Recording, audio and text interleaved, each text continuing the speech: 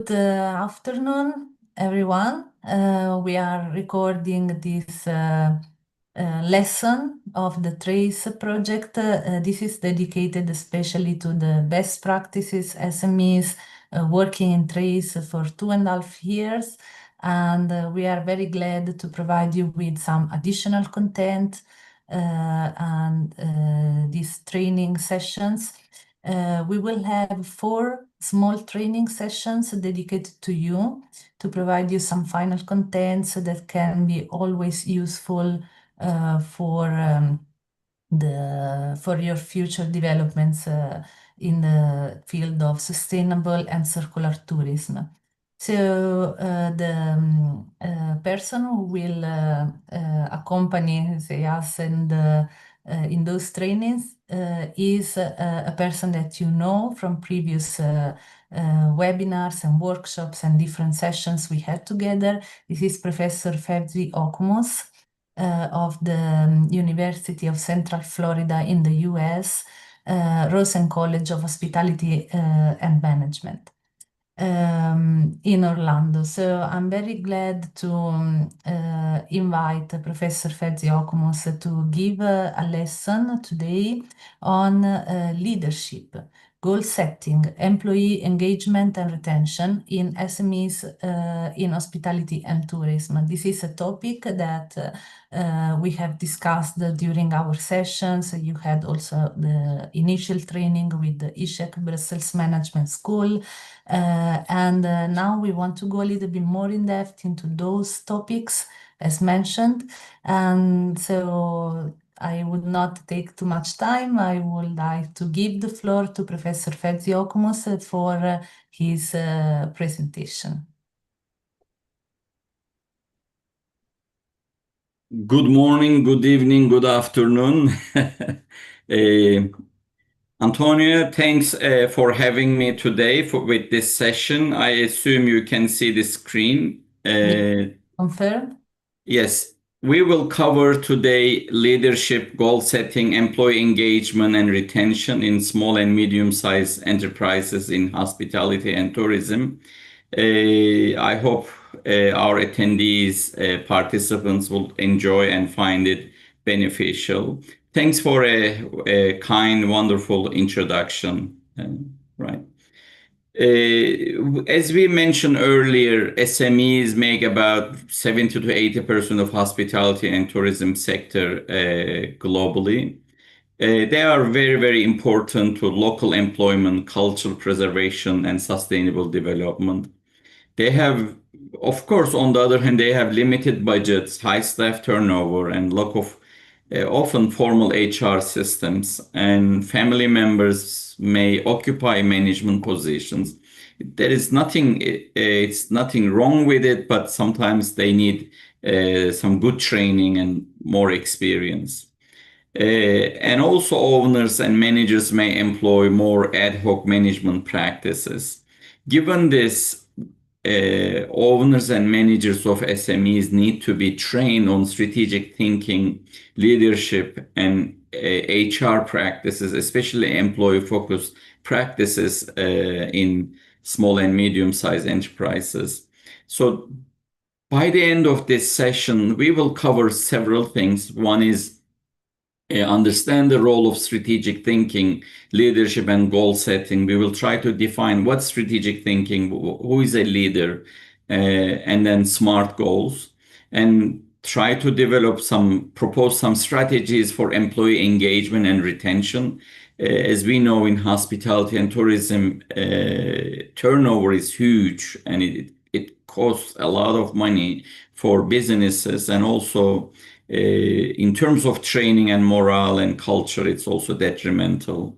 And then we will cover impact categories and how to address them, and then evaluate cost-effective actions that can support sustainability and resilience in small and medium-sized businesses. And finally, we will talk about some ideas about explore the benefits of strong employee relations for marketing efficiency, community impact, and environmental management practices. So these are the learning outcomes of this webinar, short webinar. Okay. So what is strategic thinking? You can have many different definitions of strategic thinking, but basically, sometimes owners and managers of businesses, they're very occupied day-to-day operations, and they may not think very carefully where the business is and where it should be in 2 years, 3 years, 5 years time. What is the competitive advantage of the business? What are the weaknesses? What the business should do to survive, to be more resilient, and to be more competitive. Strategic thinking is futuristic, thinking about how we can make our business more competitive, more resilient. So this is basically strategic thinking. There are differences between strategic planning and strategic thinking. Strategic planning is you sit down either by yourself or with your team members, develop a plan based on a SWOT analysis, strengths and weaknesses and opportunities and threats, and write down and identify specific goals and objectives. There are overlapping between strategic thinking and strategic planning. They're both useful, but I will suggest more strategic thinking than developing a clear strategic plan. They are both useful, but as owners and managers, strategic thinking is like every day thinking about how we can make this organization, this business more resilient, more successful. And who is a leader? Leader is someone who encourages people, motivates people, and to become better and to support the organization. Basically, what we can say, strategic thinking, strategic leadership are crucial for businesses. And effective leaders, we see, are visible, adaptable, they energize people, and they have practice, they implement hands-on activities and energize people around them, create a positive environment, positive culture, so the business moves forward. And strong leadership creates trust, teamwork, and drives continuous improvement and result in competitive advantage and organizational resilience. Environmental leadership here, you can be a great leader, but if you don't believe in environmental management, environmental practices, that may be a concern. But environmental leadership promotes sustainability by not just only talking, but modeling green behaviors. Environmental leaders must talk about green practices and support green practices, but they should practice green behavior. Okay? For example, a small guest house manager can introduce a recycling program and motivate employees through participatory planning, and then he practices those things, whatever he preaches. Okay? Let's talk about some impact categories. We know small and medium-sized businesses.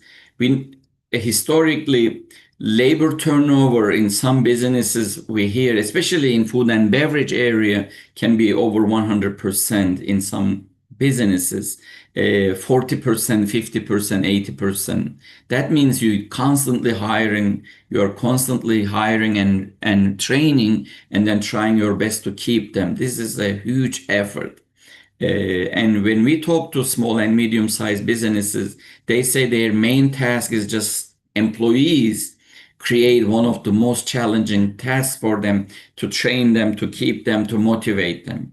And also a possible poor service. If you don't train your employees well, and if they keep leaving and they don't offer exceptional service, then you have possible poor service, poor experience management, and then eventually you can see negative reviews and then service failure. So that's detrimental given this age now. Many customers go ahead and check online reviews, and then your negative reviews can be detrimental for small and medium-sized businesses. Wherever we go, we always look at reviews of a business, hotel, restaurant, even tour companies.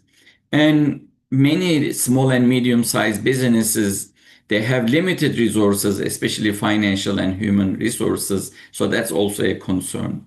So environmental footprint categories, in our previous seminar, we talked about certain things, but one is excess waste generation, can be food, water, and other materials, and then high carbon emissions from daily operations, and also excessive use of business resources. These are the environmental footprint categories briefly.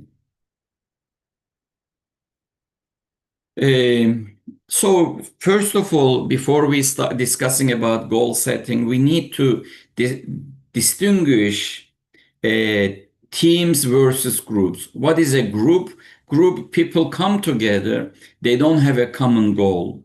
They are there maybe by chance, but a team is a group of people are together, but they have a common goal, and there is a positive culture among them, and there are defined or undefined roles each person has, and they're willing to achieve the goals, identified goals. So that's why if businesses do not work as teams, if departments do not work as teams, that company cannot be, or that department cannot be really successful. That's why I always ask my students or attendees and saying that, tell me about your department. Do you think you're a team or you're a group, or your organization? Do you think your organization is a group of people come together, but there isn't a shared vision and goals, or your organization operate as a team and all members value the organization and they have clear goals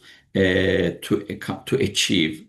So earlier we mentioned SMART goals. Basically, SMART goals are specific, measurable, and actionable, and reasonable and time bound. Basically, they are specific, you can measure them, and then actionable, you can really do them, and reasonable. I can say, for example, oh, we will minimize waste generation, we will reduce it to 0%. That may not be reasonable. And then time bound, you say every week, every month, and then within the first 6 months, you have to be really have specific deadlines to accomplish, and they should be reasonable. And how we can develop some key drivers. I think we all like to be appreciated, recognized, and there has to be a recognition of employees. There has to be a purpose, and then give some autonomy, and then train our employees and managers in the form of professional development. And then another area is communication through social media, through online, emails, text messages, group chats, and weekly, daily meetings. We know in hotels, in restaurants, every morning team members can meet, or before every shift they can meet, and then they can talk about this during daily, weekly meetings, and feedback platforms and open door policies. So transparency and communication practices are really important. And then sustainable engagement it involves team members in decisions about energy use, waste reduction, and then environmental initiatives. So involvement is really key, not just during the implementation, but also developing those SMART goals. And I have two simple examples here. For example, a hotel invites employees to design signage for a towel reuse program. It can be water reduction or food waste reduction, all right? So you can invite your team members saying, give us 3 recommendations. Let's develop some policies, some ideas to reduce food waste. It's all about the involvement. How we can retain our employees? There is no magic formula. Of course, packages, payments, and then also the whole package, including insurance and other benefits, are very, very important. But what we know here, Gen Z and Gen Y, they are more environmentally conscious, but the best retention practices are flexible schedules, especially Gen Y and Gen Z. They really want to determine their schedules. But in hospitality and tourism, there is an issue that we need employees on at certain times, and we have to find a midway so employees have flexible schedules. And also, many Gen Zs and Gen Y, they want really clear career advancement paths. They want to know if they work 3 months, 6 months, a year, when they will be promoted, what training programs they will have, what benefits they will have. You have to be more specific. And after COVID, many employees value quality of life, work-life balance, and we have to offer some wellness and inclusion initiatives, especially wellness, health and wellness benefits are initiatives very, very important. And then some bonuses, financial awards are important. They can be linked to environmental management practices. And also provide a suitable place, a good place to rest and for meals.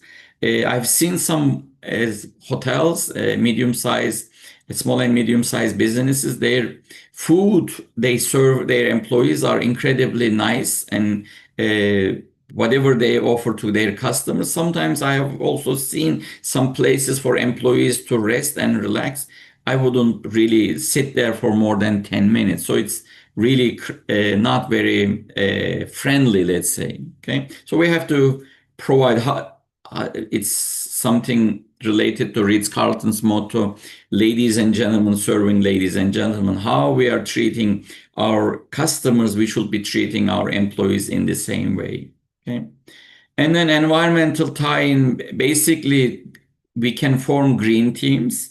And then employees can own the projects. That can increase loyalty. And then we can cross-train our employees to reduce idle time and energy waste. So in short, training, offering good packages, and career and advancement paths, wellness and inclusion initiatives, appreciation, and then benefits and good working conditions, I will say. And basically, we can also build low-cost HR capacity through mentoring. Mentoring is key to especially young generations. We have to mentor, guide, and support them and appreciate. And train and inform all team members about specific initiatives, especially environmental management practices. And also the next one is onboarding, orientation, and explain them all the business practices, HR issues, especially all these new initiatives about environmental management projects. Set up recognition programs. I have 2 examples here: Green Employee Award or a Sustainability Leader Award, or it can be teams like a sustainability team or month of the team of the month, let's say, in sustainability. You can give specific names based on your organization's culture and needs. Okay? And adopt efficient energy saving kitchen practices. These are important, and come up some initiatives developed and supported by your team members. Use tools to reduce waste. Of course, technology is helping us here. There are more and more technological advances helping us reduce food waste and so forth. And here is important. It has to be fun. Whatever all the activities, there should be some fun element. And then also we need to share our accomplishments, initiatives through stories and communication. So we need to keep communicating and share all the achievements and initiatives. So what happens if we involve our team members in developing and implementing green practices? It improves operational productivity and you can reduce waste and also reduce bills. Financially, it can have impact. And then when customers are happy, they keep coming back. It has financial implications as well. Employees are happy, customers are happy, and operational performance improves. And then what happens? The financial performance improves as well. So you can utilize these environmental initiatives, accomplishments through marketing channels, and it also helps our reputation and brand image. And then eventually you can have higher staff retention and then higher engagement among your employees. Of course, we know employee engagement results in customer satisfaction and engagement and word of mouth as well. There may be some other benefits. Investors may be happy, and community, local residents will be happy with your business as well. Okay, so let me share some best practices. You can find many best practices. For example, Zoco Amsterdam, I have a link here. You can click and see later. They created strong team culture, flat leadership structure in terms of sustainability practices, and achieved certain goals. And Citizen M Hotels, they employ technology-supported empowerment of frontline staff, and they really have unique practices, management practices. And then here, Eco Hotel Bonaparte in Italy, I provided a screenshot from their website. Here it says, you might be wondering why an eco hotel on Lake Garda. If you're looking for an eco-conscious holiday in truly unique hotel, then the Eco Hotel Bonaparte is the perfect place for you. The 3-star hotel is built entirely of wood, and its installations are powered executively by groundwater, solar power, and renewable energy sources. So I will not read all of it, but it's a good example of best practices, how they implement green practices, but also work with their employees and team members. Okay. And some designing some logos, some signage for food waste, water waste. We see that in hotels, but we can also use these logos online because there are many screens we have. Also, many businesses develop apps. We can use technology with these. So let's talk about some practical tasks for projects for SMEs. First of all, each of us, if you're an owner or a manager or a leader in a small and medium-sized business, you need to look at your leadership style. Are you a participatory or servant leader? How do you define your leadership style? Will your employees and other managers say, oh, you are an environmentally conscious leader or not? So let's define your leadership style, okay? And then also you can conduct an internal engagement audit. How engage your employees, okay? Are they really committed and engaged? And why if you identify why they are not engaged, and then how engaged they are in environmental management practices, and what are the factors that prevent your employees not participating in environmental management practices. And then also your team member satisfaction, all managers and everything. You can do some online surveys or have a chat one-to-one. And I always believe in, rather than exit interviews are when employees tell you, okay, I'm sorry to tell you, but I'm resigning, I'm leaving. You can get a lot of information from them, but it's sad that sometimes your good employees are leaving, good managers are leaving. I always believe stay interviews are more powerful. You talk to your dedicated employees and managers, we are very happy with you, okay? Thanks for staying with us. Thanks for all your service and dedication. Tell me why you are with us, and what can we do to make sure you stay with us and then we keep you, we grow you, you are with us for the next 5 to 10 years. So stay interviews are really key, and identify some areas that they are really happy. So you work on those strengths, and also identify some areas that they tell you, I'm happy here, I enjoy working here, but these are the concerns. Can you fix those? Okay. And then what we can do based on these, you can identify smart goals, 3 SMART goals for employee experience and retention.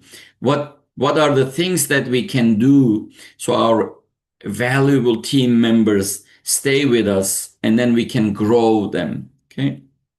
And next is identify 1 or 2 local partners for workforce development. It can be a university, can be a hotel and restaurant association, it can be a training company, or make sure that you are constantly providing opportunities for your team members' growth and development. And then you can also involve them in environmental management practices. Of course, if this was a in-person, face-to-face session, we could talk about your own best practices, right? And some small and medium-sized businesses help their employees' kids' education, right? And then they sometimes hire other family members. Of course, they have some negative effects as well as positive effects. So in short, strong leadership and strategic thinking and goal setting are very, very important for small and medium-sized businesses, but they are also very, very important in developing and implementing environmental management practices. And engage employees, engage dedicated, trained employees. It will definitely improve guest experiences and reduce costs. And linking engagement with environmental responsibility increases, amplifies benefits. And use data and feedback for continuous improvement, not based on gut feeling, but as last week we mentioned, data is improvement. Data is important, so you can track where you started, how you improved, and what should be done further. So make decisions based on reliable data. And then we need to reward engaged and dedicated employees and team members. And then, as earlier I mentioned, think about their scheduling and career improvement. Okay. Many businesses, big businesses, they can offer tuition support, education support. Maybe some small and medium-sized enterprises should also think about additional ideas to support team members. Create social activities, events for employees and their families. Sometimes you need to involve their family members in social activities. Also do a lot of fun activities while they are working. Pay attention to the mental health and physical health of your employees. This is really becoming more and more important after COVID. We hear quiet quitting, and then stress and other issues. So we need to really look after our team members' health and wellness and initiate activities. And it's also important for sustainability efforts. And publicize results and achievements internally and externally. Tell stories, share your achievements with your employees and with your customers and community members. These are I have provided some references here. You can find them and read. These are the comments I have, suggestions I have for today's session about leadership, goal setting, employee engagement, and retention. And I would like to hear your suggestions about leadership, environmental leadership, and goal setting, and engagement and retention. Thank you very much. Thank you so much, Professor Okumus. We are really glad to have you on board in Trace and all your experience of many years working with companies and researchers in the field of sustainable tourism. This is very valuable for our companies in Trace. So this lesson was the first one of a series of 4. which we will have later. And without further delay, I think that this content will be very valuable for our SMEs. And thank you also for sharing good practices, practical examples, and references for those who want to go a little bit more in depth into the knowledge in this topic. I think the suggestions you gave also about employees' well-being and engaging them, it's really important. We have seen that our best practices have really engaged also the employees, and the whole sustainability strategy is based on the engagement of all the people involved in the success of the company. So what you discussed today was really very important, and we have reference also in the TRACE project about this. So that said, thank you for watching this video and for learning with us. And I will stop now, and we will meet in the second lesson.